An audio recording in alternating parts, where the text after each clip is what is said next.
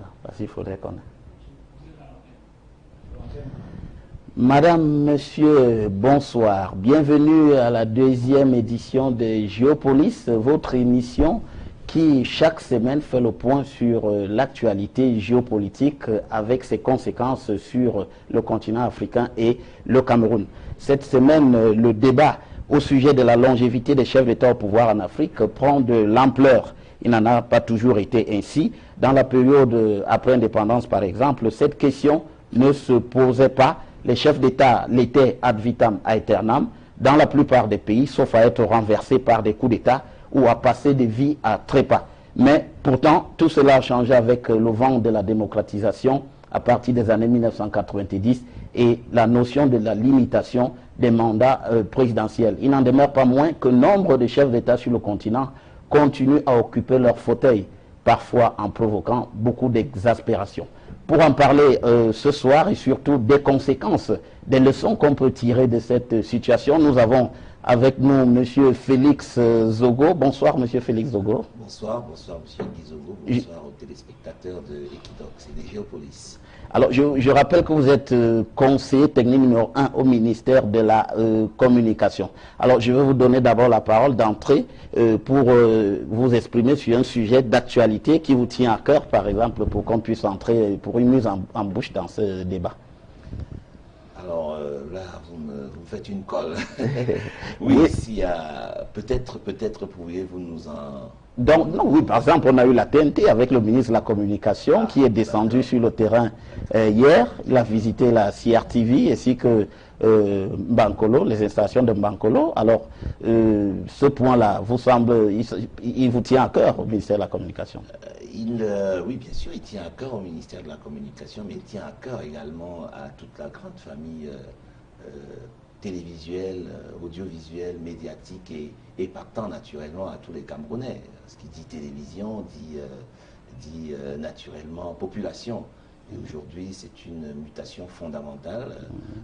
Nous appelons cela la télévision de troisième, voire de quatrième génération aujourd'hui, qui fait basculer la télévision numérique terrestre, c'est-à-dire la télévision hertzienne, vers le tout numérique avec des conséquences qui sont des conséquences positives pour le public, notamment l'accroissement des programmes, donc la possibilité aujourd'hui de recevoir beaucoup plus de programmes qu'avant, dans un rapport parfois de 1 à 10, voire à 20, c'est-à-dire qu'on pourrait passer à plus d'une centaine de chaînes reçues dans des foyers sans avoir besoin de dépenser un peu plus d'argent qu'on en dépensait avant. Donc, avec une qualité de réception tout à fait significative, une qualité d'image, une qualité de son, et donc, aujourd'hui, pour notre pays, une certaine fierté de se retrouver parmi les pays en Afrique, les premiers pays, et ils sont encore rares. Je pense qu'il y en a aujourd'hui pas plus de 7 qui ont réussi à basculer. Le Cameroun l'a fait depuis le 10 juillet dernier, bon, je dirais quelques semaines après la date butoir fixée par l'Union internationale des télécommunications, mais nous l'avons fait avec brio. Aujourd'hui, les villes de Yaoundé et de Douala, et de leurs environs, soit 20 à 25% de la population sont totalement numérisées. Mais évidemment, le travail continue. Nous sommes en phase expérimentale dans ces deux villes.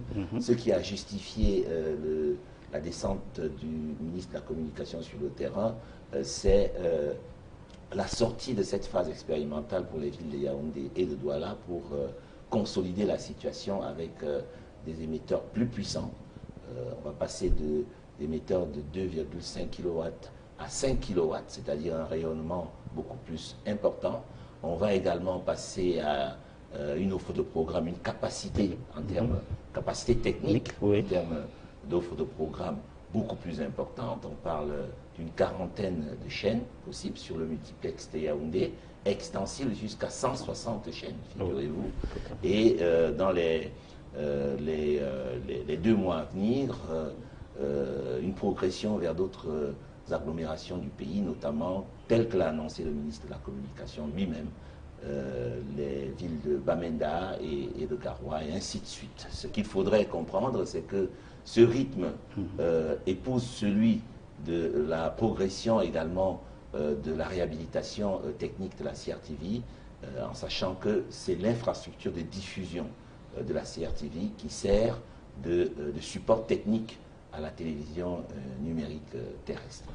Alors on vous a bien suivi et on verra tout cela sur le terrain dans les jours qui viennent pour corroborer tout ce que vous êtes en train de nous dire sur la TNT. Mais je pense que vous y étiez, Kizogo, vous étiez de ceux qui, Equinox Télévision était des médias de télévision qui ont bien voulu, n'est-ce pas, aller toucher du doigt. Et je pense que vous avez certainement touché du doigt. La question qui concerne la question des programmes est une question qui est réglée par la loi. Donc pour être capable de proposer des programmes, il faut être soit éditeur, soit agrégateur. Dans les deux cas, il faut avoir une licence. Et aujourd'hui, seule la CRTV, en application des dispositions de la loi, dispose de ces titres d'exploitation de plein droit. Donc c'est ce qu'elle a fait en phase expérimentale en proposant un bouquet de 13 programmes. Les négociations vont se poursuivre entre la direction de la CRTV et d'autres éditeurs de programmes pour accroître progressivement cette offre des programmes. Maintenant, la constitution des bouquets est encadrée par la loi. Il faut un cahier des charges qui accompagne la licence. Et au fur et à mesure que l'infrastructure se met en place, l'encadrement juridique, lui aussi, continue de se mettre en place. Nous avons déjà la loi. Les textes d'application sont en chantier. Leur élaboration est très avancée à l'heure actuelle. Et puis, naturellement, la question des programmes, elle aussi, elle est en train de faire son bonhomme de chemin. Merci, M. Félix Zogo. À côté de vous, M. Bernard Wandji. Bonsoir. Bonsoir. Alors, vous êtes économiste, mais vous êtes aussi connu comme militant de l'Union des populations du Cameroun. C'est bien cela? Militant et prince de naissance. Ah voilà, Prince de naissance. Prince de naissance de l'Union des populations. Alors comment faut-il comprendre cela, prince de naissance? Non, je suis né dans une famille UPCiste. Ah voilà, c'est ce que cela veut dire exactement. Mon père a combattu, ma mère a combattu, le père de mon père a combattu, la mère de ma mère a combattu. Ah, voilà. Donc je suis né en 1952, l'année du fameux congrès des ECA. Oui. Donc de naissance, je suis un prince. Ah voilà. Voilà, c'est ça. Et je souhaite que notre entretien se déroule très bien. Oui. Même comme je suis pris en sandwich entre deux Zogos. C'est une coïncidence. C'est une coïncidence. Alors, oui, monsieur Wandji, vous êtes économiste aussi. Ça, vous avez, je voudrais dire, bourlingué à travers le monde, à travers l'Afrique, où vous avez connu beaucoup d'expériences, notamment sur le terrain. Alors, il y a une expérience ces jours-ci au Gabon avec un discours de M. Ali Bongo, vous avez dû en entendre parler, qui a annoncé qu'il mettait à la disposition du peuple, il retrocédait une partie, du moins une partie des biens de la famille au peuple, aux jeunes notamment. Alors, comment vous appréciez ce genre de sortie de la part d'un chef d'État? Bon, le président Ali Bongo, il est altruiste. Oui. Mais je pense qu'il est aussi réaliste. Parce que la succession de feu Omar Bongo est difficile. Il y a 43 protagonistes avec des procès un peu partout. Ah bon. Au Gabon, en France, là où sont disséminés les biens du feu président Bongo. Donc 43 protagonistes de multiples procès. On ne sait pas quand on aura un jugement définitif avec partage des biens et le quota alloué à chacun. Donc je pense que le président Ali Bongo, il a beau jeu aujourd'hui, donc de dire que bon, je cède à la jeunesse parce que le dénouement de ce procès, ça peut intervenir en 2035. Donc c'est passé pour longtemps. Ok, merci pour cette mise en bouche. Venons-en maintenant au sujet qui nous intéresse, celui sur la longévité des chefs d'État au pouvoir en Afrique. Eh bien, je voudrais vous demander d'emblée à M. Zogo, à M. Wandji, alors comment doit-on saisir la question de la longévité? Comment la saisissez-vous aujourd'hui, la question de la longévité des chefs d'État au pouvoir en Afrique? Comment peut-on comprendre que dans la plupart des pays, les chefs d'État s'éternisent autant aux affaires? Qu'est-ce qui le justifie, M. Félix Zogo? Bon, d'abord, ce n'est pas une exclusivité africaine, contrairement à ce que on veut faire croire cela. Cela n'est pas une particularité du continent africain. Et puis quand on dit longévité, forcément on rentre dans le jugement de valeur. À partir de quel moment, n'est-ce pas, on peut commencer à dire qu'il y a longévité à 2 ans, 3 ans, 4 ans, 10 ans, 20 ans, 50 ans. Il y a une question de jugement de valeur par rapport à ce qu'on appelle longévité. Les chefs d'État, si on prend les monarchies monarques sont des chefs d'État. Ils le sont donc à vie dans les monarchies constitutionnelles. Oui. La reine Elisabeth est chef d'État. Oui. La reine, le roi des Belges est chef d'État. Le roi d'Espagne. Le roi d'Espagne est chef d'État. Ils le sont à vie et quand ils s'en vont, c'est à leur descendance que le pouvoir est passé. Ils le sont de la sorte parce que les constitutions de ces pays ont voulu qu'il en soit ainsi. La question donc... mais monsieur Zogo, oui, monsieur Zogo, avant de continuer, mais cette thèse-là, elle est battue en brèche par ceux qui pensent que le roi, dans le cas de l'Angleterre que vous citez, le roi n'a que des pouvoirs honorifiques. C'est en réalité le Premier ministre qui détient l'essentiel du pouvoir. Alors nous sommes donc d'accord qu'il s'agit de ce que la Constitution prévoit et non du fait du chef d'État. Parce que si on s'en tient au chef d'État, eh bien, on va se rendre compte qu'il y a des chefs d'État qui le sont à vie. Mais dans le cas, et vous avez raison, de ces monarchies constitutionnelles, donc, n'est-ce pas, le pouvoir est exercé par le chef du gouvernement qui tient lui-même sa légitimité des élections législatives. Il faut qu'il soit en général, si on prend l'Angleterre d'ailleurs, le leader du parti majoritaire à l'Assemblée, puisqu'il va recevoir l'investiture du Parlement pour pouvoir exercer. Maintenant, prenons le cas de l'Afrique. On retrouve encore la question de la Constitution. Si la Constitution, qui ne peut être mise en place que lorsque le peuple souhaite se doter d'une telle Constitution, eh bien, lorsque ce peuple-là décide que un chef d'État ne pourra pas, à un moment donné, décide qu'un chef d'État ne pourra pas dépasser tel nombre de mandats consécutifs, parce que je signale que en Russie, il y a une possibilité d'interrompre et de revenir par la suite. Donc, vous voyez un peu comment cela est varié. Donc, je signale aussi qu'il est arrivé, même chez ceux qui nous donnent ces leçons, en particulier les États-Unis, il est arrivé à un chef d'État de briguer un 3e mandat en violation complète avec la Constitution. Oui, mais les circonstances le permettaient. Les circonstances l'exigeaient même. On aurait pu faire autrement. Et il était d'ailleurs paraplégique au moment où il briguait son 3e mandat. Donc, maintenant, pour ce qui est de l'Afrique, eh bien, il y a des constitutions. Dès lors qu'une constitution ne prévoit pas une limitation de mandat, pourquoi voudriez-vous qu'il y ait une limitation de mandat? Lorsque le peuple estime qu'il ne veut plus d'un dirigeant, c'est à lui de l'exprimer. Et on a vu des cas où, effectivement, le peuple l'a exprimé. On l'a vu dans un pays comme pour citer le cas du Burkina, par exemple, où à l'heure où il fallait modifier la Constitution, eh bien, il y a eu une révolution populaire dans la rue qui a protesté violemment contre cela. Donc, il faut revenir à la question de la démocratie à la base. Il ne faudrait pas que on nous dise, si on veut changer les règles de la démocratie, c'est-à-dire celles qui ont vécu vivent jusqu'à présent, c'est-à-dire la démocratie représentative, qu'on nous le dise.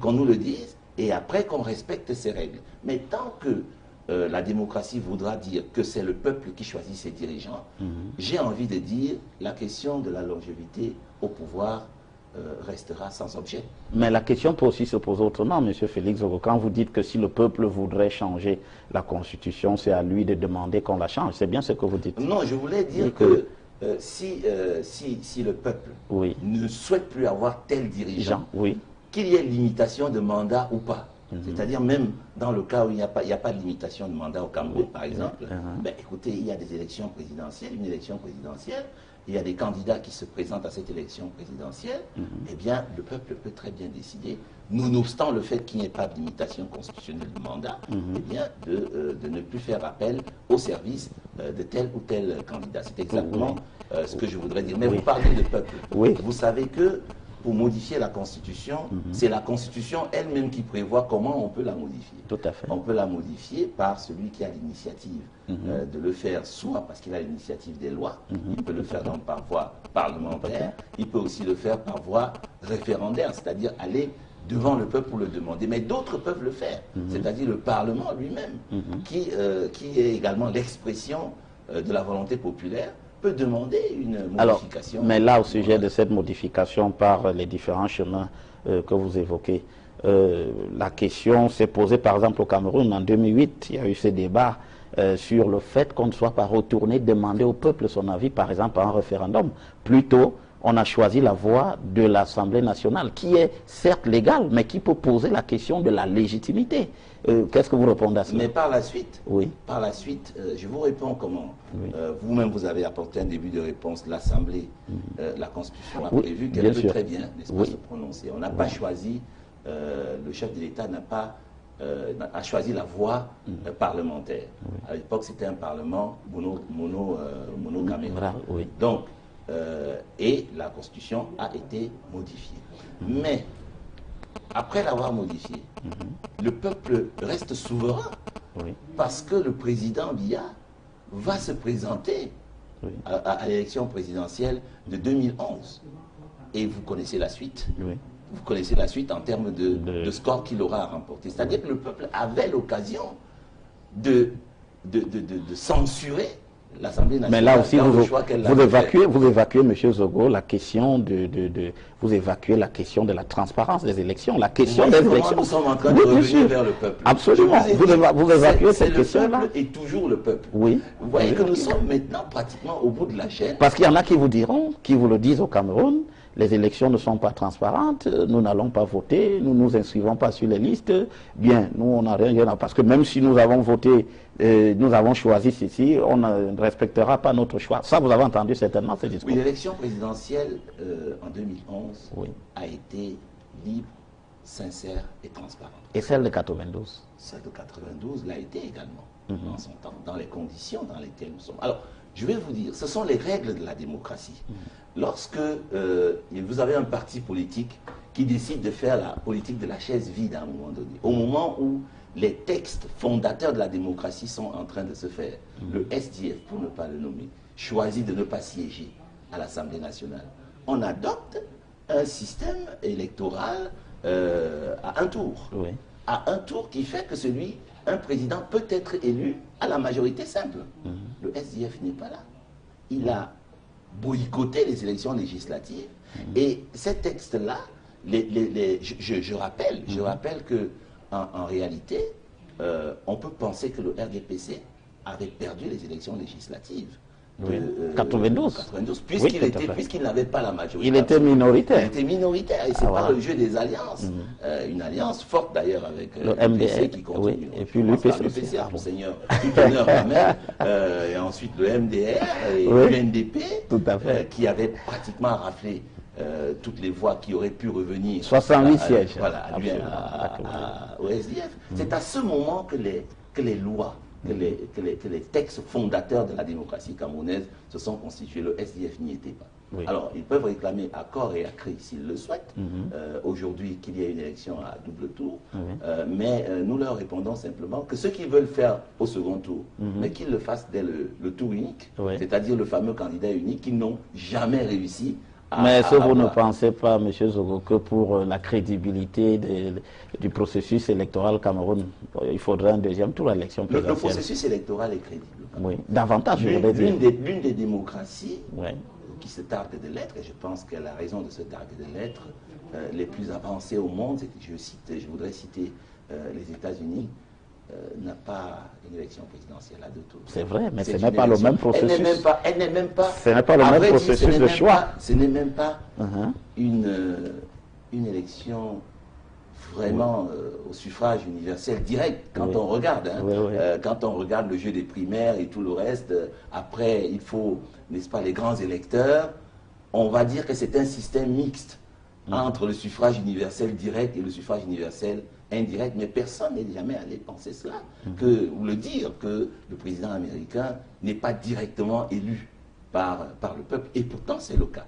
Donc revenons à ce que tout système, tout peuple a choisi comme règle pour pouvoir fonder sa démocratie. Et puisque vous nous avez conviés à ce thème sur la longévité au pouvoir, je voudrais dire la longévité au pouvoir dépend de ce que le peuple voudrait. Est-ce que le peuple voudrait tel dirigeant?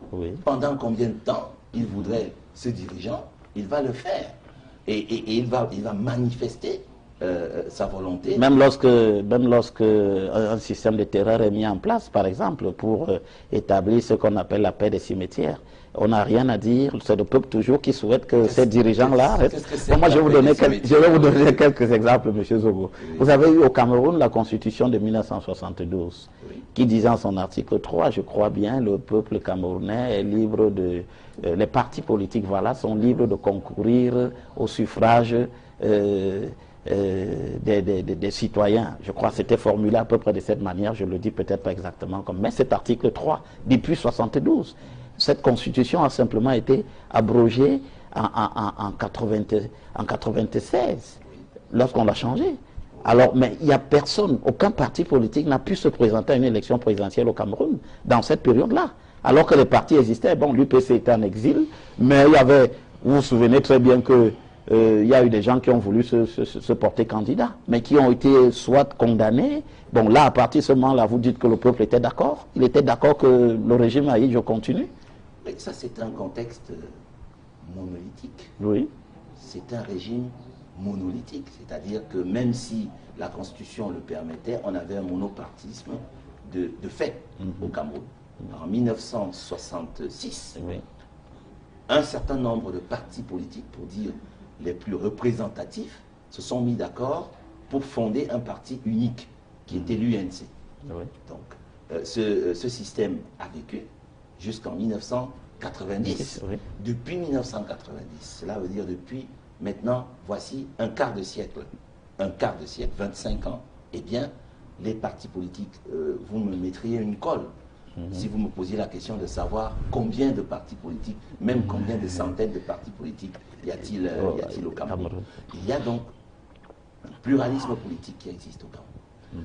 Certains nous disent, il m'arrive d'assister à des audiences, mon patron, le ministre de la Communication, me fait en général l'honneur d'assister à certaines de ces audiences avec des diplomates. Je ne révélerai aucun secret en vous disant que certains diplomates, même de ces démocraties avancées, trouvent qu'il y a certainement un peu trop de partis politiques au Cameroun. Donc, pour la liberté d'expression politique, nous n'avons aucun problème. Maintenant, il faut aller aux élections. Vous dites, oui, vous savez, les élections s'apprêtent à... Notre système électoral ne cesse d'évoluer vers la perfection. La dernière élection présidentielle, celle de 2011, était encore mieux organisée que celle de 2004, qui était encore mieux organisée que les précédentes. Et les dernières élections, le double scrutin, législatif et municipal, je crois que c'était 2013, a été à la satisfaction de la communauté internationale et de tous les observateurs. Donc, il n'y a pas un système électoral parfait au monde. Vous savez, aux États-Unis, qu'une élection s'est terminée en queue de poisson. En 2000. Voilà, en 2000. Vous savez aussi que je ne citerai pas, je cite les États-Unis parce que c'est la référence en matière de démocratie. Hein. Donc, mais il y a de multiples autres exemples. Alors, donc voilà pour la longévité. Je dis, nous voudrions dire, la longévité, il faut la mettre en rapport direct avec la volonté populaire. Le dictat, le primat en matière de démocratie, c'est la volonté du peuple. Bien Ce sûr. n'est pas une décision qui est prise dans des officines occidentales pour nous dire il ne faut plus que les chefs d'État mettent tant de temps. Tant que le peuple voudrait qu'un chef d'État reste au pouvoir, eh bien, il le restera. Le jour où il ne souhaite plus qu'il y soit, il ne sera pas. Alors, on vous a bien suivi. Alors, M. Wandé, qu'est-ce qui explique, à votre avis, que les chefs d'État aient tendance à mettre aussi long au pouvoir en Afrique? Bon, avant que j'oublie, si vous permettez, Oui, oui. parce que notre ami Félix Zogo, il vient de dire que la démocratie, les élections au Cameroun, ça s'améliore d'une élection à l'autre. Celle de 2004 meilleure que celle de 97, celle de 2011 meilleure que celle de... C'est une série géométrique, quoi. Mais il faut savoir que les séries géométriques ne s'arrêtent pas, c'est à l'infini. Oui. Si ça s'améliore d'un petit pas à chaque fois, il nous faudra au moins 5 siècles pour arriver à une démocratie même de type européen. Je prendrai pour exemple, quand vous parlez, n'est-ce pas, des élections de 2013, combien de circonscriptions vous avez eu dans ce pays où on déclarait carrément qu'un candidat ou une liste a obtenu 100%. N'est-ce pas? Vous en avez en quantité. 100%. C'est possible. Non, statistiquement, c'est impossible. N'est-ce pas? Ceux qui ont fait statistiques, probabilité, ils savent. Et nous tous nous avons fait. Même si nous sommes 100 amis de M. Zogo, on veut voter pour lui. Quand on entre dans l'une, là, on ressort, il y aura au moins une ou deux personnes qui ont fait une mauvaise manipulation. Il a eu la bonne intention. Alors c'est ça qu'on appelle donc, n'est-ce pas, statistiquement, c'est impossible d'avoir 100%.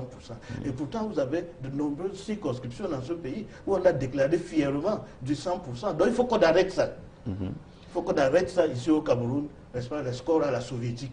Parce que même les soviétiques ont arrêté ça depuis longtemps.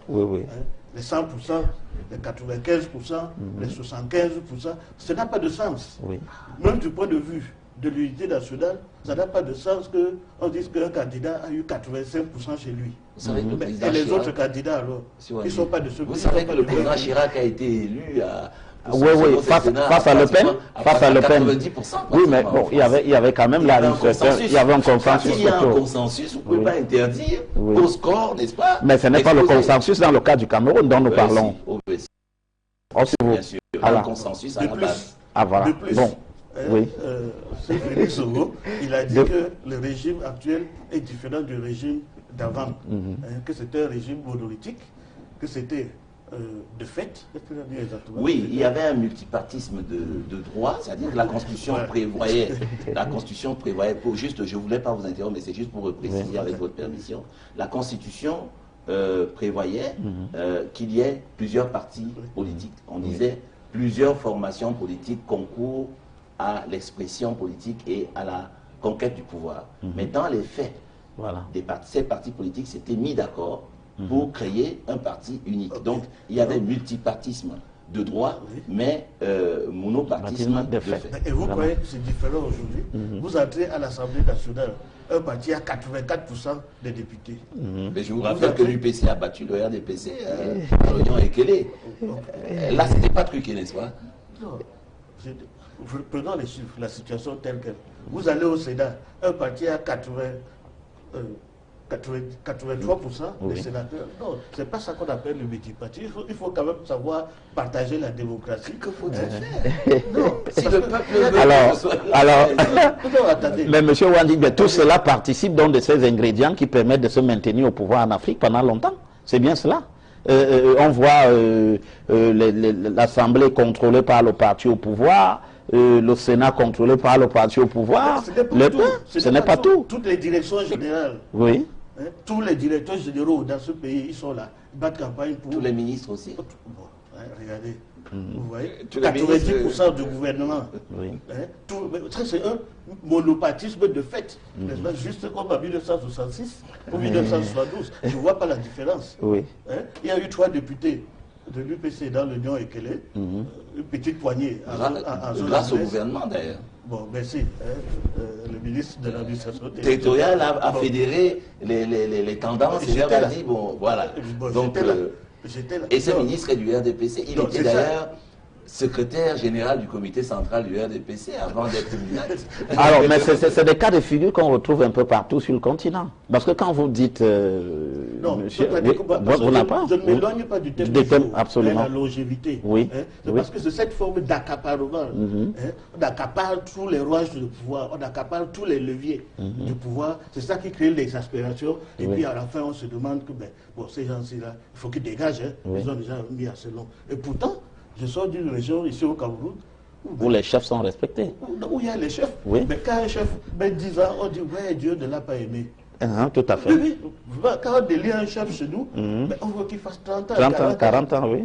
Et même maintenant, si vous avez vu la mode, les derniers chefs qui sont élus ces derniers temps sont des gars de 17 ans. Oui, parce qu'on estime qu'ils vont mettre long. Oui, parce qu'on veut qu'ils règnent longtemps. Oui. Comme ça, c'est une bénédiction, n'est-ce pas, pour le village et pour la population. Et la population ne se pose pas le problème de la longévité. Mais est-ce que, est-ce que ce n'est pas là où il y a aussi un problème? C'est-à-dire qu'en Afrique, est-ce qu'on n'a pas tendance à retranscrire au niveau de l'État les réalités plutôt du village, de la tradition? Parce que celui qui accède au pouvoir en Afrique ne vient-il pas avec cet aspect traditionnel du chef qui doit régner pendant 50 ans? Ça ne pose pas un problème, cette adéquation entre la tradition et la modernité en ce qui concerne la gestion du pouvoir en Afrique.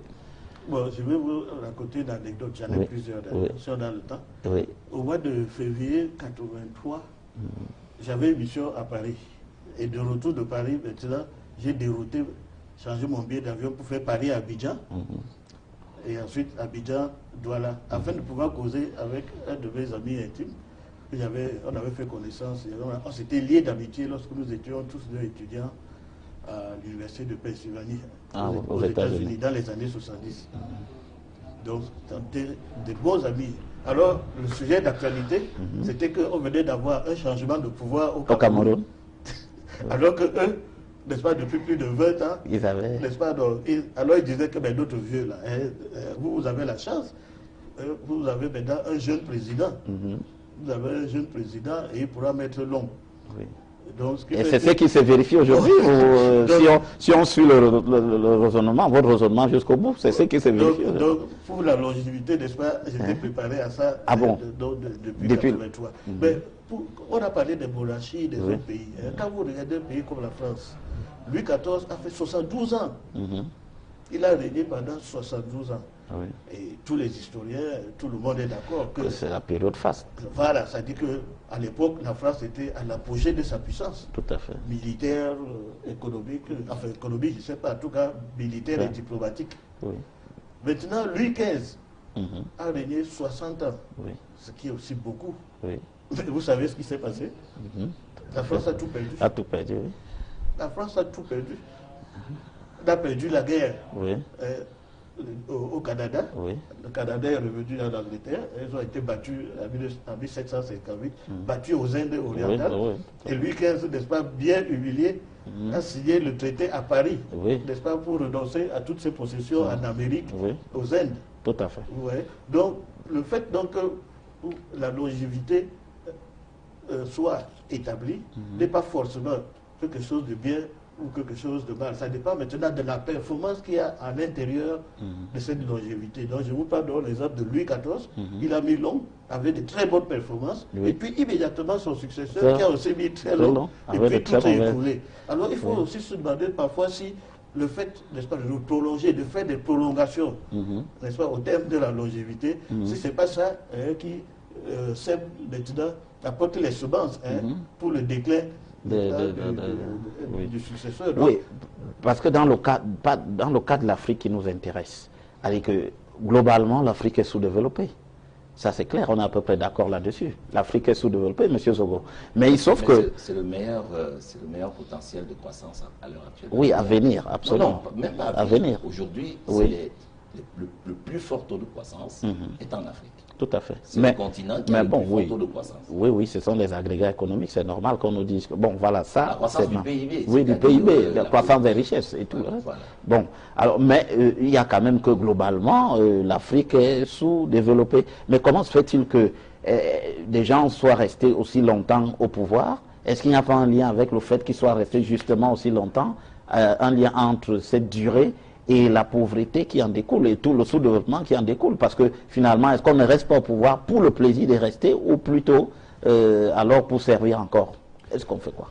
Alors je pense, pour pouvoir établir le postulat, disons, pas le postulat, parce que le postulat ne souffre pas ne souffre d'aucune vérification, disons l'hypothèse que vous suggérez. Il faut valider le fait que là où il y a eu alternance tous azimuts, n'est-ce pas?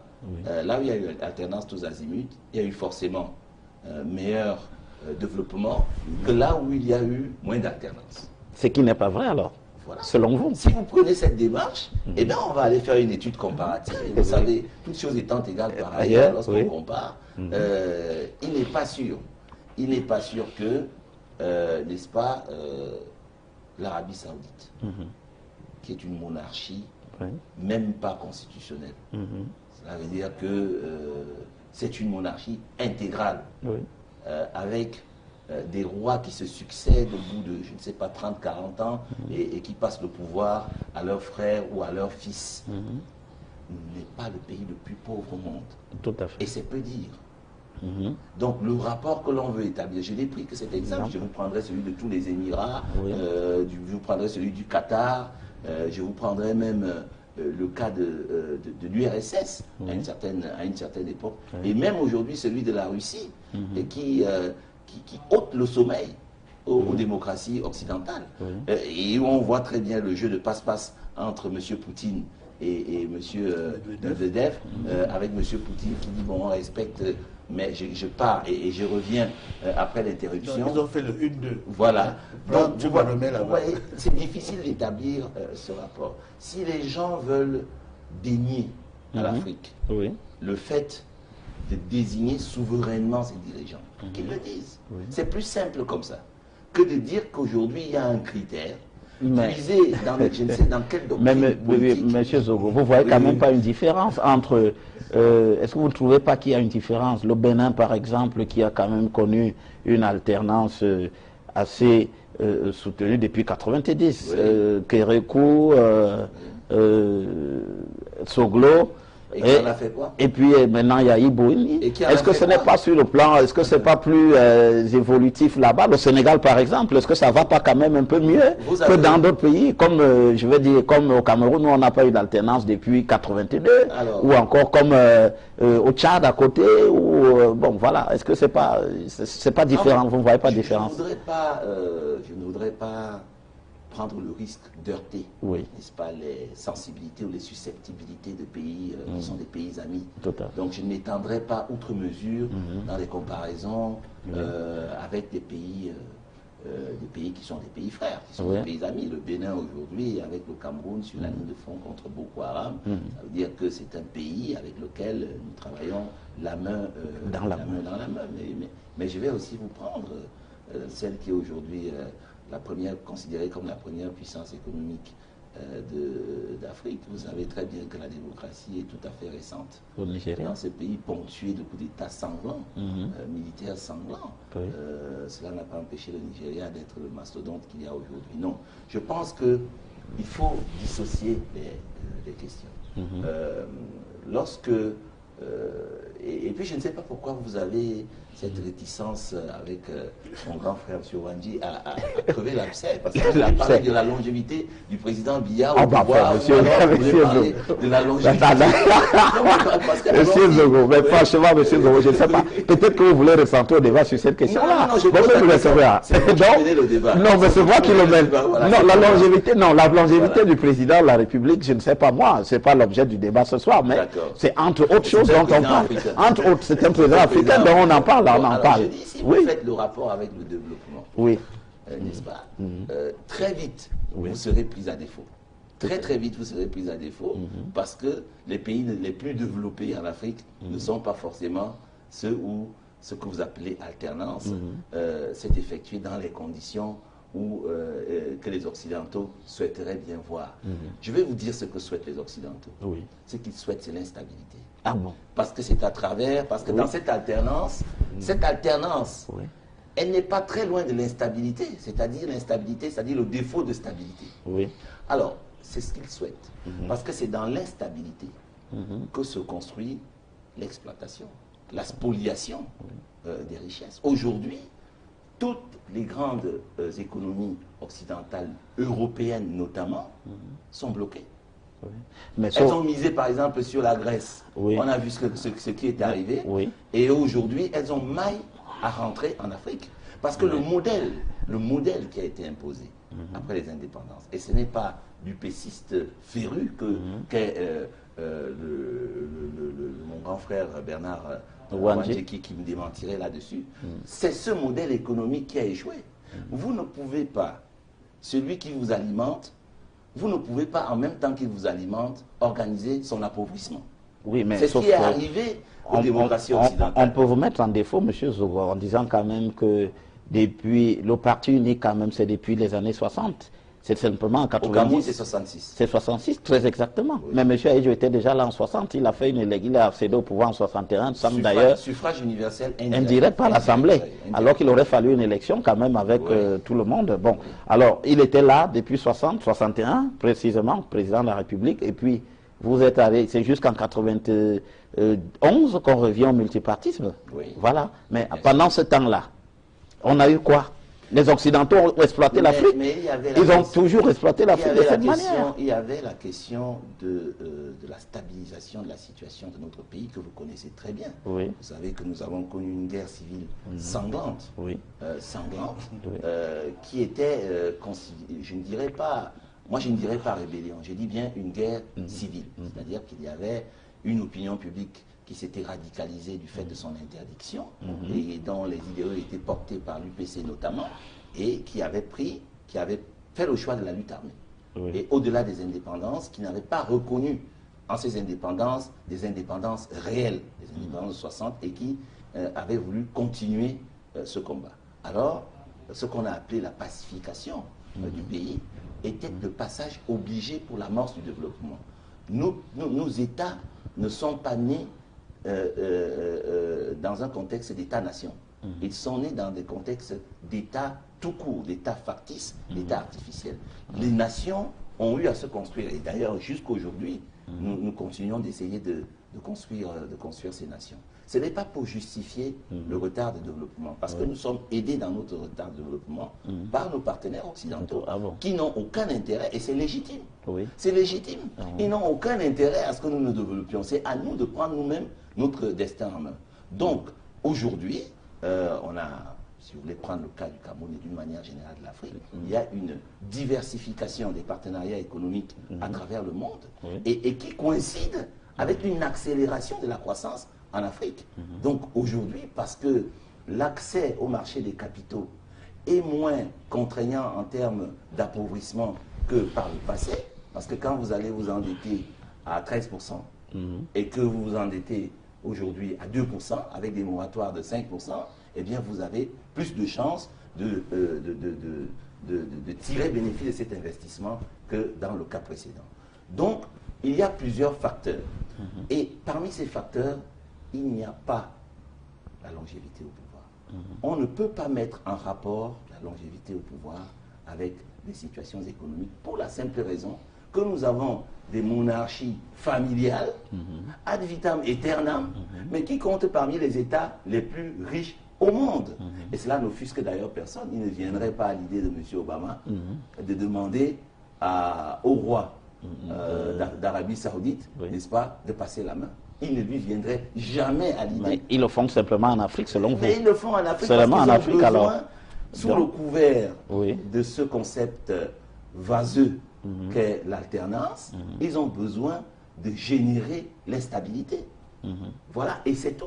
Parce que quand vous avez un chef d'État qui a un programme économique qu'il ne peut pas mettre en œuvre sur une durée déterminée, par exemple une durée égale, au moins égale à 10 ans, eh bien vous créez les germes de l'instabilité. Voilà de quoi il est question. Et je voudrais, avec votre permission, j'ai gardé la parole pendant déjà un certain temps, mais je voudrais simplement dire pourquoi pourquoi avoir tant peur de revenir à la volonté populaire?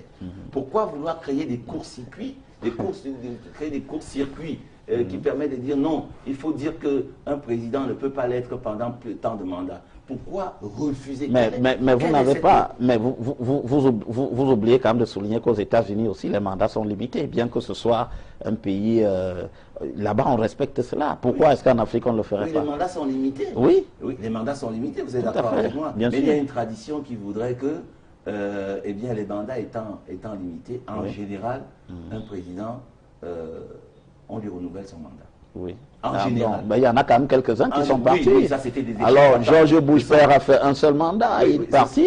Et il y en a d'autres qui sont partis. Après son fils alors, Jimmy Carter en a fait un seul. Oui, ça c'était une catastrophe. Oui. Alors, donc, oui. c'était la question du terrorisme. Oui, oui. Donc, en général, on lui renouvelle son mandat. En général, on lui renouvelle son mandat. On a connu en France la 5e République. Tout à fait. Très, très instable. Hein. Oui, non, c'est la 4e. La 4e très instable, voilà. La 4e encore plus instable que la 3e. Alors, la 5e, qu'est-ce qui s'est passé à la 5e? Oui, on a entre le général de Gaulle jusqu'à au président Giscard en 2011, il s'est écoulé combien de temps? Chirac, vous vouliez dire? Non, il y a eu Giscard. Giscard a perdu. Le président Giscard a perdu. Oui, tout à fait. En 74. En fait, un transfuge 81, de la droite. oui. En fait, vous savez, Mitterrand n'était rien d'autre qu'un transfuge de la droite. Oui. Donc, jusqu'à ce que le président Chirac revienne et que maintenant le président Hollande revienne, on n'est pas loin de 40 à 50 ans. Donc, si ce sont les individus, eh bien qu'on le dise, mais si ce sont les organisations politiques, on connaît dans ces pays des longévités politiques au pouvoir qui vont parfois dans les 30, 40 voire. Oui, mais monsieur Zog, vous prenez tellement d'exemples ailleurs. Parce que c'est pourquoi vous évitez des exemples en Afrique là? Non, moi je vous ai suggéré d'ailleurs de prendre l'exemple. Je ne vois pas. Non, mais vous dites oui, mais je vous dis qu'il y a la pauvreté. Je vous dis le Togo par exemple. Quand vous prenez le cas du Togo, où le père était aux affaires, il est parti, au Gabon, c'est pareil. Mais sauf qu'on ne voit pas les mêmes résultats, monsieur Wandji. Par exemple, comment explique-t-on qu'il y ait une telle disparité entre, en Afrique, on a mis l'homme au pouvoir, par exemple en Asie, qui est un modèle qui nous est peut-être proche, on a mis aussi l'homme, mais les résultats sont tout à fait différents. C'est une question de performance. Oui. Voilà. En principe, quand les hommes politiques vont aux élections, il y a les promesses, il y a le programme de campagne, il y a les engagements de campagne, et on peut mesurer leur performance et accorder un second mandat ou ne pas accorder. J'aimerais attirer votre attention sur le cas du président américain qui s'appelait James Polk. James Polk. Il avait fait campagne en disant je veux faire un seul mandat, mais voilà ce que je voudrais réaliser. Et il a été président du 4 mars. Il a été président pour les 4 années, n'est-ce pas, 4 mars 95. Quelque chose comme ça. En tout cas, il a fait exactement les 4 ans, il ne s'est pas représenté, mais c'est l'un des plus performants de tous les temps. C'est-à-dire le rapport performance par rapport à la longévité, c'est infini. Qu'est-ce qu'il a fait? Il a fait la guerre au Mexique, ce qui lui a permis d'acheter, de s'emparer de la Californie. Comment est-ce que pèse la Californie dans l'économie américaine? Plus le Nouveau-Mexique, plus l'Arizona, le Colorado, et intégrer le Texas dans l'Union. Vous voyez tous ces États-là qu'il a ajoutés. Et par voie diplomatique, il a contraint la Grande-Bretagne à lui céder la moitié d'un territoire qu'on appelle aujourd'hui l'Oregon. L'Oregon, oui. Là, c'était par voie diplomatique. Tout ça en 4 ans seulement. Et au bout de 4 ans, il ne s'est pas représenté. Il était tellement fatigué qu'il est mort 4-5 mois après avoir quitté la Maison-Blanche. Ça, c'est ce qu'on appelle performance par rapport à la durée. Et c'est un exemple, n'est-ce pas, que vraiment il faudrait, c'est vous les hommes de médias, qu'il faut vulgariser pour que tout un chacun qui veut rester longtemps au pouvoir puisse quand même se mesurer. Toute personne qui veut s'éterniser puisse quand même dire que bon, qu'est-ce que j'ai déjà fait, ou sur mon agenda, qu'est-ce qui reste encore à faire. Et à cet égard, n'est-ce pas, je voudrais vous revenir à la petite phrase. Ah, ben, j'allais vous le suggérer. À la petite question du président, la réponse, pas la question. De Jean-Claude Autou. Je crois que c'est ça qui avait rendu Jean-Claude Autou. Autou. Il avait demandé à Hidjo que, mais monsieur, vous allez vous l'autre longévité là. Oui. Et il a répondu, non, je ne m'interdiserai pas au pouvoir. Et je crois que cette petite phrase qui avait rendu Jean-Claude Tout, je crois que c'était bien. Oui, c'était bien ça. Oui. Et effectivement, à l'époque, dès que Giscard était arrivé au pouvoir en 1974, il a convoqué, n'est-ce pas, les différents chefs d'État africains qui avaient déjà fait plus de 15 ans, tous. Disant que, bon, organisez votre succession, vous avez déjà bien. Mais à quel titre, M. Wandi? C'est ce que nous savons. Mais M. Zogo, mais est-ce qu'on ne peut pas demander à chercher à améliorer les performances des gens, même contre leur gré? Je suis d'accord avec vous. Je suis d'accord avec vous qu'il n'avait pas à le faire. Mais toujours est-il que l'Afrique est un continent dominé. Et quand Giscard s'adressait à chacun de ces chefs d'État africains, il savait comment chacun d'entre eux est arrivé au pouvoir. C'est à ce titre, n'est-ce pas, qu'il se permet de lui parler, parce qu'il sait comment celui-là est arrivé au pouvoir. Alors il leur a donné l'ordre. Enfin, en tout cas. Vous dites l'ordre, M. Wandi. En tout cas. Mais est-ce que c'est différent du discours de la Baule en 90, le discours de Mitterrand? Est-ce que c'est différent? Pour que vos téléspectateurs puissent comprendre. Et qu'est-ce qu'il en est à tout si vous voulez, je peux utiliser un langage diplomatique. Oui. Il leur a fait comprendre qu'ils ont déjà mis long et que d'abord, beaucoup d'entre eux sont des certifiés, sauf Senghor qui était agrégé de grammaire, sont des certifiés ou des sergents-chefs, et que donc maintenant, il faut des diplômés, des jeunes technocrates à qui qu'on va préparer pour leur céder le pouvoir. Houphouët-Boigny a refusé complètement. Et Senghor a obtempéré, il a nommé Abdou Diouf. Bongo, bon, il avait déjà mis long, mais il était encore très jeune, il avait environ 42 ans. Bon, et en ce qui concerne le Cameroun, là je parle tout doucement, le président Ahidjo avait donc nommé un premier ministre. Tout à fait. Moi, en 75, M. Biya, en l'occurrence, M. Paul Biya. Premier ministre, il ne voulait pas décevoir Giscard. Mais en même temps, il n'a pas satisfait complètement le désirata de Giscard, parce qu'il a nommé un Premier ministre dont on a dit qu'il était le coordonnateur de l'activité économique du gouvernement et il n'avait pas de pouvoir constitutionnel. Oui, mais sauf qu'en 79, il va le faire. C'est donc au mois de juin 1979 que donc, le président Ahidjo pousse une révision constitutionnelle à Tandemouna. Et Tandemouna s'étonne. Il dit que mais comment on va faire du Premier ministre le successeur constitutionnel alors que je suis là? C'est ce qu'on avait convenu, francophone et anglophone. En 61. Déjà en 61, on avait mis un vice-président qui était appelé à remplacer Ahidjo en 70. On ne l'a pas fait. Après, en 72, on a mis Tandemouna, vice-président de l'Assemblée nationale, successeur constitutionnel. Maintenant, Tandemouna demande au président Ahidjo, mais comment alors vous allez maintenant dire que c'est le Premier ministre? Donc ce que je vous dis là, je le tiens de Moussa Yaya. Sarkifada. Alors il me dit que non, nous l'avons roulé. Non, nous l'avons roulé. Et en disant, non, tu seras nommé Premier ministre. Non, il n'y a pas de problème, fais voter la loi, tu seras nommé Premier ministre. Voilà donc, la loi est votée à l'Assemblée et il faut promulguer dans les 20 jours.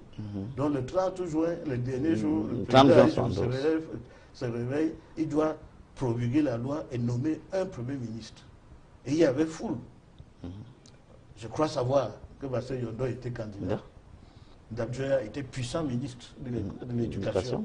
Candidat. Marcel Yondo, puissant ministre des Finances. Candidat. Aïssi Vodo, ministre de l'administration territoriale, candidat. Bon. Le titulaire, Samuel Lebois aussi. Samuel Lebois, qui était, n'est-ce pas, allé faire un tour à la Cameroun Airlines. Donc il y avait foule. Mais le 30 juin, le président a choisi de renommer toujours Paul Biya comme Premier ministre, successeur constitutionnel. Et dans la foulée, comme il y avait plusieurs mécontents au gouvernement, au mois d'avril, au mois de novembre 1979, il a dû, n'est-ce pas, dégager. Oui, pour laisser donc vraiment son dauphin. Le coup de France à Paul Biya. Mais voilà alors maintenant, là où j'en viens avec une autre anecdote, là il la tient toujours de Moussa Yaya. Il me dit donc que le 6 février 1980, la tour de contrôle de l'aéroport de Gaoundéré avertit que l'avion arrive. Du chef de l'État? Un avion. Un avion. Il se trouvait donc, de là, donc on se lève. Le président Ahidjo, Moussa Yaya, et puis un diplomate français, on s'en va donc, on observe l'avion qui entame son approche. Les phares s'allument, l'avion descend. C'était Journiac. Ah, monsieur Journiac, qui était le conseiller de Giscard. Voilà. Et Journiac, là, c'est dans la confidence de Moussa Yaya, avait dans sa poche la lettre de Giscard qui donnait le nom de celui qui doit devenir président de l'UNC au congrès de Bafoussam, prévu dans quelques jours.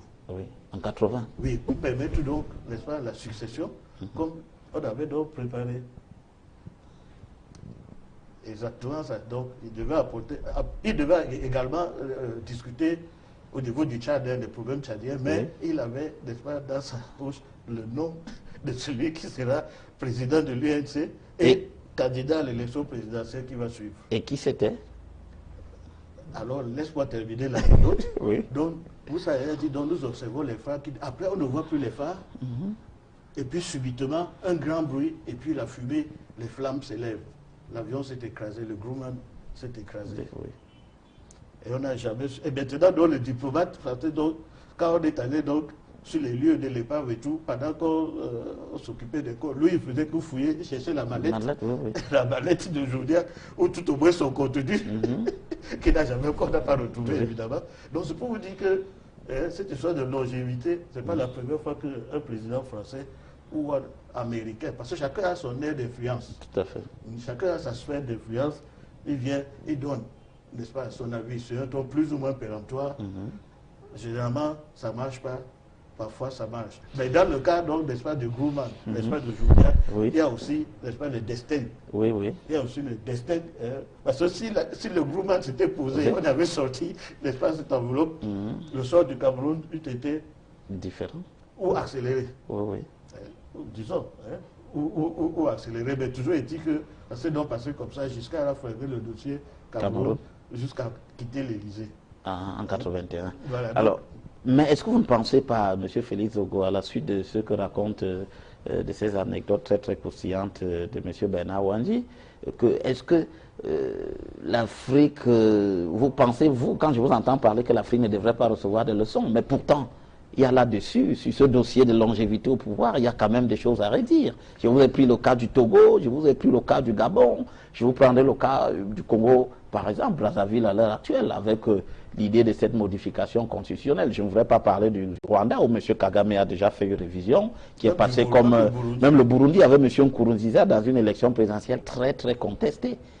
Alors, est-ce que l'Afrique, par ces comportements-là, ne s'attire pas elle-même des réprimandes de la part de ses partenaires internationaux et tout le reste? Bien, d'abord, je me réjouis de ce que M. Ouandji nous ait rejoint dans ce qui pourrait être considéré aujourd'hui comme la transposition temporelle des expériences qu'il énonce à la situation d'aujourd'hui. Vous vous souvenez, je vous ai dit, c'est un gadget occidental. L'alternance, le concept qui est un concept creux, en réalité trompeur d'alternance, est un prétexte pour contrôler la dévolution du pouvoir dans notre pays. Et c'est bien ce que M. Ouandji nous a démontré à travers. Ce ne sont pas des anecdotes, ce sont, je préfère M. Ouandji dire, ce sont des expériences. C'est important. Parce qu'une anecdote, ça a un peu une valeur, un peu, bon, on va dire, anecdotique, si on peut le dire ainsi. Mais il s'agit d'expériences dont vous avez été témoin, vous avez même cité la source, paix à son âme. Et donc, il s'agit, nous le répétons, d'une astuce occidentale pour créer une situation d'instabilité qu'ils appellent alternance. Pourquoi? Parce que, je vais le répéter encore, et je n'ai de cesse de le répéter, soit on fait une démocratie à l'africaine, ce serait quoi? On décrète donc qu'il faut qu'il y ait une alternance à une fréquence de un changement tous les 2 ans, tous les 5 ans, tous les 10 ans. Comme en Chine, vous voulez dire? Et dans ce cas, c'est une démocratie à l'africaine. Soit on dit c'est la démocratie partout où elle devra avoir droit de citer, eh bien, c'est la volonté du peuple. Pourquoi? Qu'est-ce que ces gens redoutent tant à ce que le peuple se prononce? Ils peuvent concentrer leurs efforts si ce sont les élections, semble-t-il, qui font problème. Mais qu'on concentre les efforts pour que les élections puissent traduire réellement la volonté populaire. Mais ils sont toujours les premiers à féliciter, à reconnaître, dans le cas du Cameroun, à chaque fois, ces démocraties occidentales ont reconnu la transparence et la sincérité des processus électoraux. Dans le cas d'autres pays également. Alors on ne peut pas en même temps dire que les élections on traduit globalement, il y a des exemples que M. Wandji a pris tout à l'heure, je lui laisse la responsabilité de ses propos, mais je n'ai aucune raison de douter de sa bonne foi là-dessus. Mais prenons globalement. Oui. Prenons globalement, lorsque le président Biya est élu au Cameroun, le score qu'il a, qui est un score de 77, 78%, mais c'est un score vraisemblable. Par rapport aux grands équilibres tels qu'ils se dessinent à travers le pays. Quand vous avez contrôlé l'extrême nord, qui est sa fille, et la première représentation démographique du Cameroun, c'est-à-dire démographiquement, c'est la région la plus peuplée. Vous avez pris le maximum dans le nord. Vous avez pris le maximum dans le nord parce que l'UNDP a reculé. Et d'ailleurs, l'UNDP ne va pas en général à l'élection présidentielle. Elle appelle à voter pour le président Biya, qui est le parti le plus fort, censé être le plus fort dans le nord et l'Adamawa. Lorsque vous avez bouclé avec le centre, le sud et l'est, et que vous avez pris également le sud-ouest et l'ouest, et lorsque vous êtes en train, n'est-ce pas, de pratiquement repousser le SDF dans ses derniers retranchements dans le nord-est, comment voudriez-vous ne pas avoir un score comme celui que le président Biya a? Maintenant, il peut y avoir des dysfonctionnements par-ci, par-là, qu'il faut parfaire, parce que la perfection est une quête permanente. Donc vous dites que dans cette configuration-là, le président Biya est appelé à demeurer éternellement au pouvoir. Pourquoi vous dites éternellement? Alors, quels pourraient être les chemins? Il le sera tant que le peuple camerounais le voudra. Alors, mais... et que ceux qui prennent ce gadget qu'ils appellent l'alternance le sachent. Tant que le peuple camerounais le voudra, il le sera. Et vous savez que nous avons un peuple, lorsqu'il veut contester, eh bien, vous ne pouvez pas l'intimider. Mais il a quand même été réprimandé, non? Il a non pas seulement réprimé, je voulais dire. Non, mais si vous voulez utiliser la contestation populaire pour déstabiliser un régime, qui est un régime démocratique, vous voulez qu'on fasse quoi? Donc, parce que ceux qui sont sortis dans la rue... Il faut réprimer. Bien sûr, quand une manifestation devient... Elle est quoi? Lorsqu'elle devient contraire aux intérêts de la nation, lorsque les biens de la nation sont détruits, et les biens des particuliers sont détruits, l'État a le devoir, n'est-ce pas, d'assurer la sécurité des biens et des personnes. Donc ça, c'est un devoir régalien même de l'État. Mais alors, M. Zogo, pour vous, quel chemin devrait emprunter, par exemple, l'alternance en Afrique? Qu'est-ce qu'il faut faire? Pourquoi il ne faut pas d'alternance, alors. Je vous dis, il faut pas d'alternance. Tant que le peuple veut d'un dirigeant, il peut rester. Laissez-le s'exprimer. Est-ce que l'alternance se décrète? Est-ce que c'est une démarche volontariste de quelqu'un qui se dit, ce chef d'État-là, il a ouvert une brèche avec la Chine et cela fait du mal aux intérêts des X pays occidentaux. Alors il faut absolument qu'il dégage parce qu'il a déjà mis trop long et que l'économie de mon pays est en train complètement de s'effondrer. Alors parce que c'est de ça qu'il s'agit globalement. C'est pour cela que je vous ai pris des exemples. Alors M. Wandji ne partage pas du tout. Oui, je sais très bien, mais il n'y a pas de problème. On va lui donner d'abord la parole. Il ne partage pas du tout. Donc, là maintenant, je pense que les Camerounais ont toujours l'habitude de se surestimer. C'est comme j'avais lu il y a quelques semaines, un de nos experts, il a écrit que c'est le compte d'opération, c'est l'argent de compte d'opération. Oui, voilà. C'est ça qui finance la France. Qui finance la France. Bon, quand même, le déficit de la France... C'est un peu excessif, mais enfin, le compte d'opération participe quand même à une certaine... Vous parlez en tant qu'économiste, vous savez très bien de quoi vous parlez. Parce que dans toute proportion, le solde du compte d'opération, disons, est de 20 milliards d'euros. Mais le déficit budgétaire de la France est de 200 milliards. Il avait été excessif. Cet observateur avait été excessif. Si on prend ces 20 milliards de l'Afrique, ça ne couvrira jamais. Non seulement ça ne couvre pas, mais l'année suivante, le déficit reviendra et nous, on n'aura plus les 20 milliards qui étaient dans notre compte. Donc il faut, n'est-ce pas, qu'on cesse, n'est-ce pas, de se surestimer, de dire que l'Europe casse le sucre sur le dos de l'Afrique, la France. Non, je n'ai pas dit la France. Attendez, ce sont des pays amis. Mais vous l'avez dit les Occidentaux, monsieur Zogo. Oui, bien sûr, nous avons nos propres mais c'est dans leur intérêt. Les États n'ont que des intérêts. Absolument. Oui, mais c'est dans leur intérêt. Moi, je viens de milieu, n'est-ce pas, où j'ai travaillé 14 ans, et où le maître mot, c'est build partnerships, build institutions, c'est-à-dire construire des partenariats et renforcer les institutions. J'ai travaillé au PNUD des Nations Unies. Hein? Et croyez-moi, les collègues avec qui j'ai travaillé, qui étaient des occidentaux, ou les diplomates occidentaux auxquels je me suis frotté, vraiment, quand ils sont en Angola, ou au Burundi, ou au Sao Tomé, ils ne cherchent pas à déstabiliser. Voilà. Au contraire, on était là pour renforcer les institutions. Je ne voudrais pas penser que vous êtes naïf. Non, pas du tout. Attendez, M. Ouandji a la parole alors. Oui. Là, pour renforcer les institutions, à commencer par les institutions démocratiques, bien sûr, mais il y a aussi d'autres, il y a des thèmes, il y a beaucoup d'autres thèmes.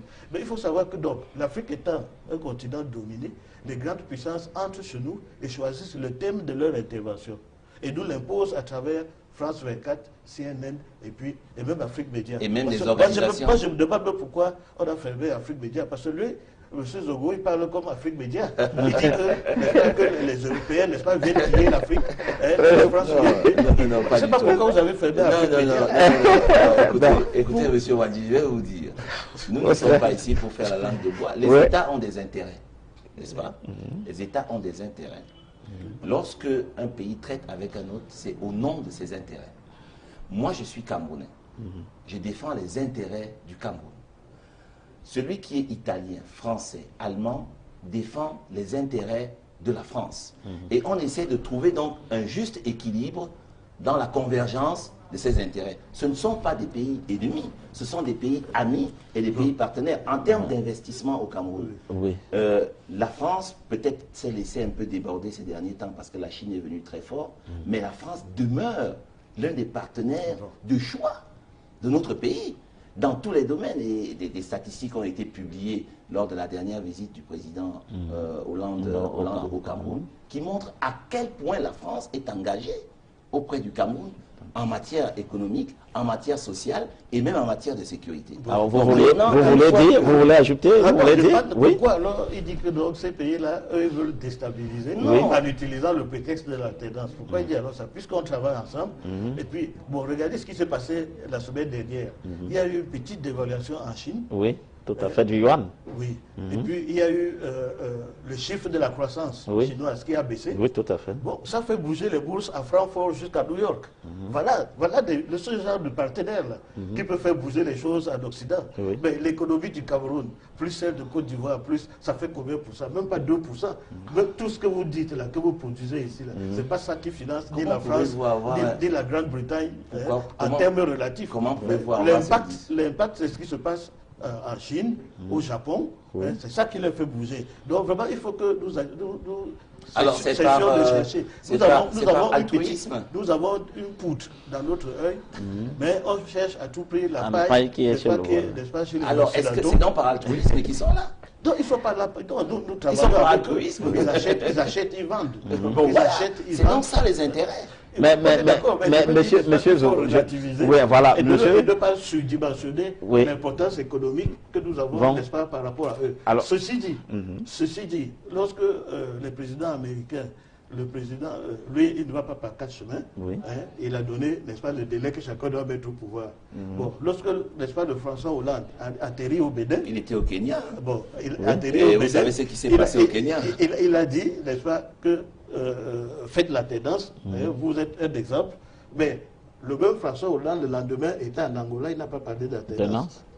Et le président, j'ai fait 6 ans, j'ai travaillé 6 ans en Angola. Vous voyez, vous me rejoignez. Vous me rejoignez. Non, je ne suis pas où. Vous me rejoignez dans le fait que ce sont les intérêts qui priment. Ce sont les intérêts qui priment. Ce sont les intérêts qui priment. Il n'a pas parlé de la tendance. Et pourtant, n'est-ce pas, le président de Santos est là quand même depuis. Oui, tout à fait. Donc, c'est pour dire que, n'est-ce pas, il y a leurs intérêts qui sont importants. Bon, maintenant, là où il a de l'influence, ce qu'on appelle influence diplomatique, il peut s'exprimer. Il peut s'exprimer, il peut s'inquiéter. Il peut s'inquiéter de la qualité de la gouvernance, il peut s'inquiéter de la qualité de la justice, peut-être demander même la libération, n'est-ce pas, d'un compatriote, parce qu'il a de l'influence diplomatique et il profite donc de son influence diplomatique pour intervenir sur les sujets qui sont dans votre pays. Mais ça ne veut pas dire que c'est un diktat.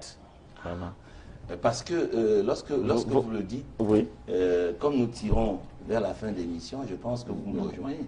Parce Parce que que vous me rejoignez. donc, il ne va pas encore vers la fin. Et il est heureux.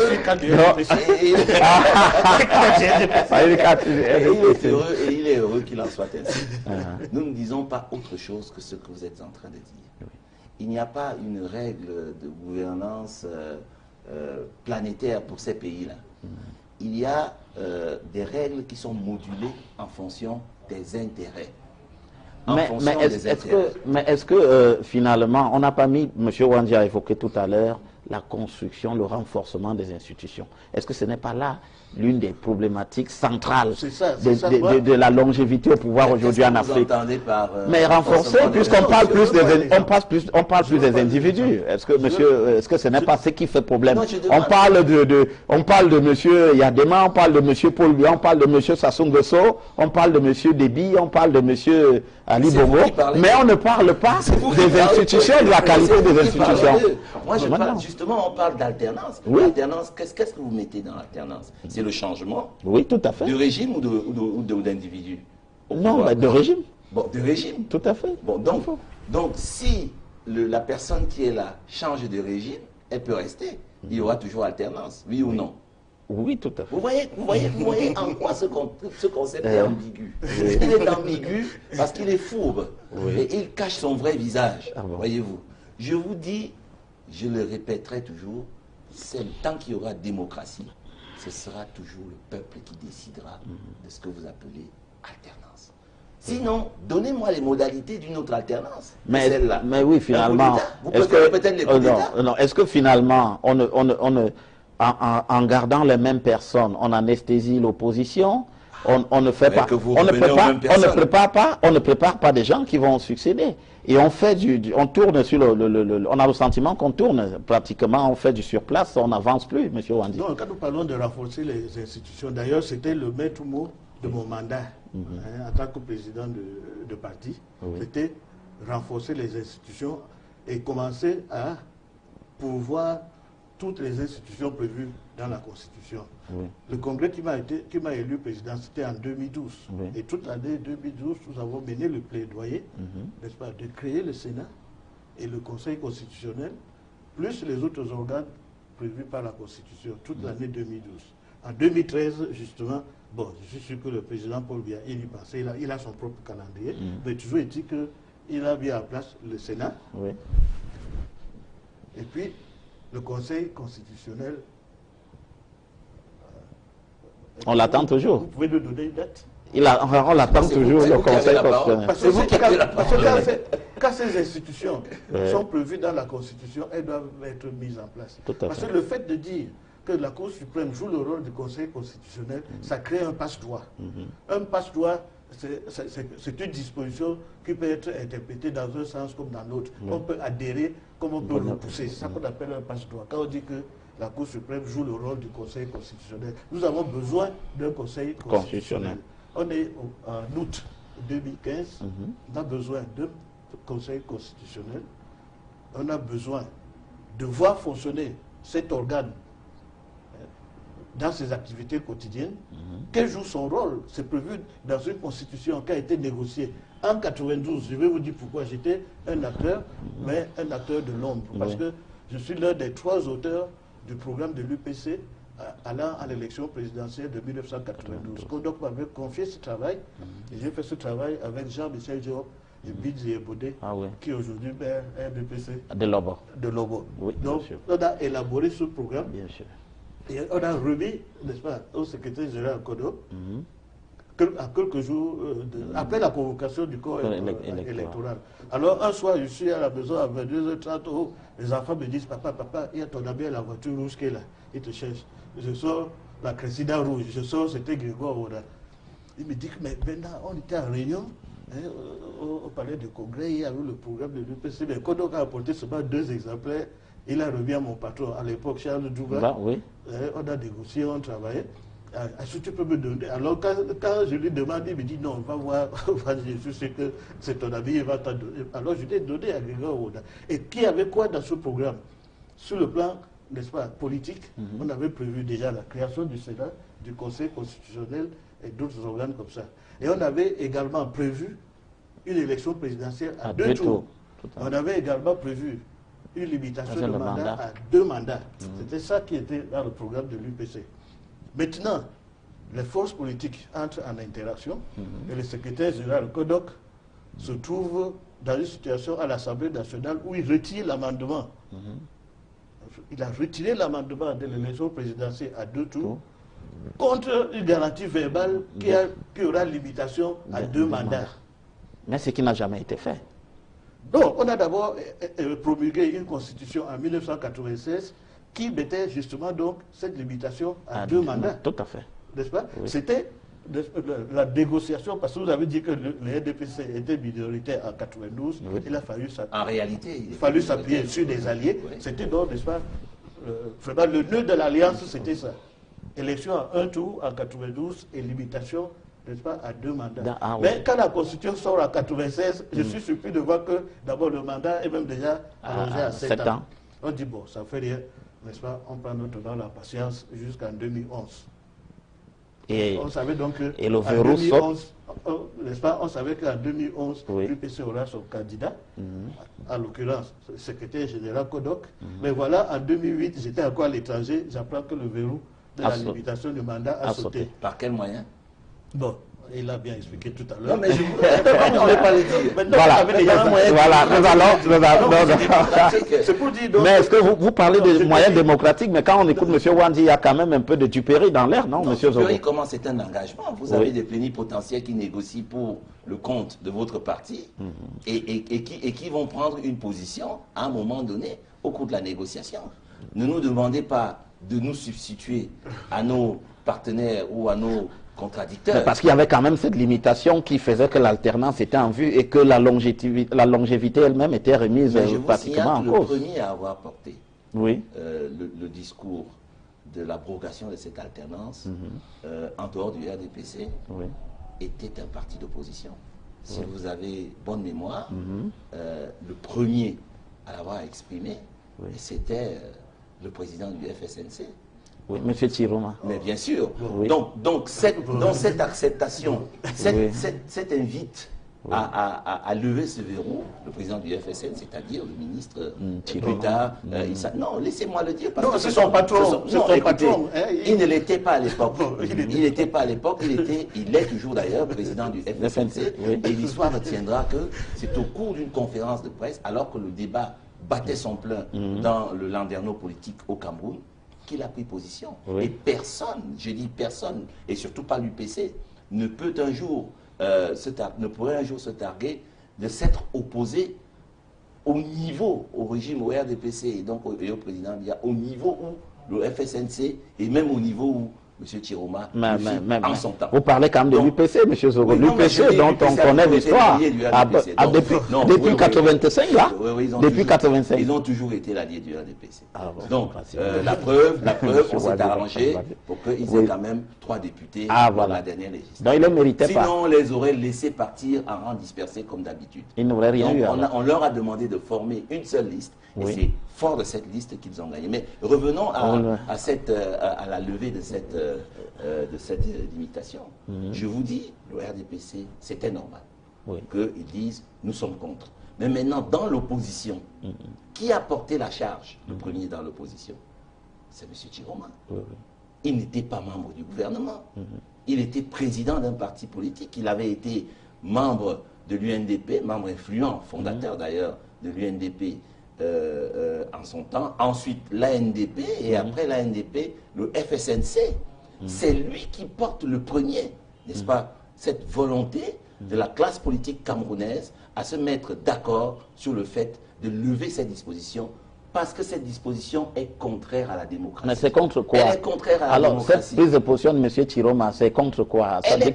Oui, mais c'est contre quoi? Qu'est-ce qu'il y gagne finalement? Est-ce que c'est pas pour cela qu'il entre au gouvernement? Ça, il y était déjà. Vous savez ce qui contredit ce que vous êtes en train de dire? Non. Il est entré au gouvernement pour la première fois en 92.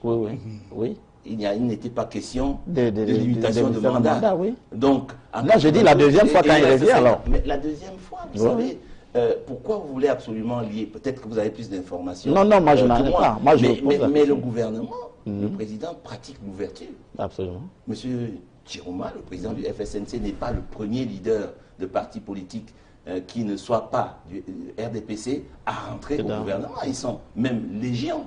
Légion, alors que le RDPC dispose d'une majorité, on ne peut plus confortable, mais il l'ouvre. Monsieur, voilà, merci, merci monsieur Zogo. Donc, je voudrais simplement que ce n'est pas seulement du microcosme RDPciste, n'est-ce pas, que la volonté de lever la limitation des mandats est venue. Elle est venue de l'ensemble de la classe politique camerounaise.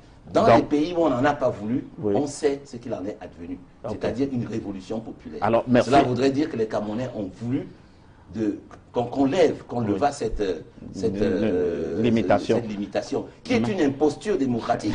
En réalité, c'est une imposture à la démocratie. Voilà, vous avez beaucoup parlé par rapport à monsieur Wandji. On va lui permettre de terminer, puisque nous arrivons au terme justement de cette émission. Non, il n'y a pas de problème, n'est-ce pas, pour lever la limitation de mandat. Mais ce que je voulais souligner, c'est qu'on avait un accord politique, donnant-donnant, n'est-ce pas, win-win, et ça a été terminé par un win à 100% de l'autre côté. C'est-à-dire que donc, à partir de 2007-2008, n'est-ce pas, l'UPC était réduite à sa plus simple expression. Pourquoi je dis qu'il n'y a pas de problème pour la limitation du mandat? C'est-à-dire que la longévité. Je vais vous prendre, n'est-ce pas, je vous cite encore une anecdote. Le 3 novembre 1981, nous entrons dans un Boeing de la Camer, un charter, pour aller voir le match Maroc-Cameroun à Casablanca, au Maroc. On arrive à 4 h du matin, on nous dirige à l'hôtel, les gens commencent à prendre les clés pour monter dans leur chambre. Alors maintenant, il y avait le commandant de bord, on doit, il me dit, oh, Wandji, tiens ma compagnie, je veux fumer dehors. Donc pendant qu'on cause, donc, il est en train de fumer, au bout d'une demi-heure, voilà des gens qui entrent, qui arrivent en trombe, en tenue, en survêtement et en civil. Mais je me suis dit que c'était des gens de la sécurité parce que c'était avec les Turquis. Ils s'en vont au comptoir et puis maintenant les réceptionnistes arrêtent de distribuer les clés et demandent donc aux gens plutôt qui étaient en haut de descendre. Et puis je vois donc Issa Ayatou qui cause un peu avec eux, tout. Et puis je m'approche de Issa Ayatou, je dis mais c'est quoi? Il me dit attends, je vais t'expliquer plus tard. Il me dit donc que le roi Hassan, il est comme ça, peut-être 6h30, 7 h du matin. Il me dit que le roi Hassan II s'est réveillé en sueur à 4 h du matin. Il a rêvé que le Cameroun a battu le Maroc à Casablanca. Et que dans un stade de 120 000 places, son trône peut vaciller. Il a donc tout de suite fait téléphoner à la CAF, à la FIFA, tout ce que vous voulez, pour déporter le match. À Kenitra, qui est un stade militaire. Tout à comme fait. Celui-ci, 15 000 places. Tout à fait. Oui, ce match s'est joué finalement à Kenitra. Il a rêvé que le Cameroun a battu le Maroc. Oui. Donc ça, c'est Issa. Parce que bon, Issa, il avait capté ça, puisqu'on parle arabe. Donc quand le militaire a parlé avec les réceptionnistes, il a donc capté. Il chuchote aussi comme ça. Tout à fait. Donc dans la journée maintenant, donc, on prend le bus, on va au jour, on va à Kenitra. Il y avait un militaire, un spectateur. Un militaire, un spectateur, sans payer le billet des spectateurs. Donc haute sécurité. Et le roi actuel avait 14 ans, celui qui a inauguré, donné le coup d'envoi. 43e minute, Tokotoba, que le deuxième but du Cameroun, et le Cameroun bat. Quand on quitte le stade, on entre dans l'avion, tout le vol, Casablanca, Douala. C'est le jour-là que je me suis dit que ici en Afrique, ou peut-être même ailleurs dans le monde, quand on dit que quelqu'un est roi, ou un chef, ou un président, c'est qu'il a ça un peu plus. Il a ça un peu plus. Mais comment il peut se lever à 4 h du matin et il donne l'issue du match? Ce sont des initiés. Donc, donc c'est pour dire donc, que quand quelqu'un est un roi, ou un chef, ou un président, n'est-ce pas, ce qu'il faut, c'est l'aider, n'est-ce pas, à accomplir sa mission. Ok. C'est bien noté. Merci, M. Bernard Wandji, économiste, militant de l'UPC depuis de longues années, qui a d'ailleurs été président de ce parti. Vous l'êtes toujours? Bon, en tout cas, non. Demandez à M. Sadi le dit. Voilà. Donc, militant de l'UPC de longue date, qui était avec nous sur ce plateau pour ce débat, ainsi que M. Félix Zogo. Je rappelle que nous parlions de la longévité au pouvoir en Afrique et les leçons qui peuvent donc en être tirées. Nous avons essayé de le faire, madame, monsieur. Nous vous disons merci de nous avoir suivis et nous vous donnons rendez-vous dimanche prochain lorsqu'il sera 20 h 30 pour un autre thème. Ce sera toujours Géopolis. Restez en compagnie des programmes d'Equinox Télévision.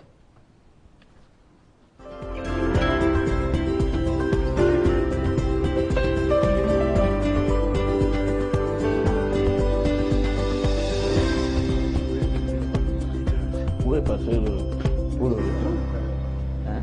On est toujours à l'antenne. Pourquoi vous ne mettez pas ça comme ça? Je dis que c'est devenu...